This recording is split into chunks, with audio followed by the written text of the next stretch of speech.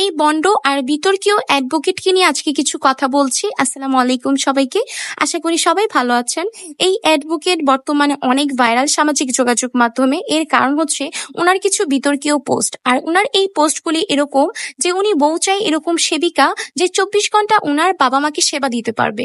আর ওনার মতে এখনকার মেয়েদের শুধুমাত্র এই কারণে ডিভোর্স হয় কারণ তারা বিয়ের পর শ্বশুর শাশুড়ির সেবায় নিজেকে নিয়োজিত করে না।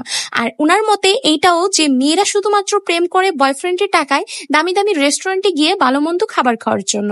এখন আমার প্রশ্ন ওনার কাছে শুধু এতটুকুই যে উনি এই পর্যন্ত ওনার জীবনে কোন ক্যাটাগরি বা কোন শ্রেণীর মেয়েদের সাথে উঠবোস করেছে বা তাদের সাথে সম্পর্ক ছিল যে মেয়েদের প্রতি ওনার এত নিচু চিন্তা ধারণা। কারণ কোনো মেয়েই 24 ঘন্টা নিজেকে অন্যজনের সেবায় নিয়োজিত রাখতে পারে না, কোনো মানুষের পক্ষে এটা সম্ভব না। আর ওনার যখন একজন সেবিকা দরকার বাবা মার জন্য এতই জরুরি, উনি নিজের টাকা পয়সা খরচ করে কেন একটা নার্স বা এরকম কোনো সেবিকাকে হায়ার করছে না। আর এর পাশাপাশি এখনকার মেয়েরা আমার দেখা মতে এরকম 50% মেয়ে আছে যারা নিজের টাকায় বয়ফ্রেন্ডের জন্য অনেক কিছু করে, তাদেরকে ভালো মন্দ খাওয়ায়, গিফট দেয়।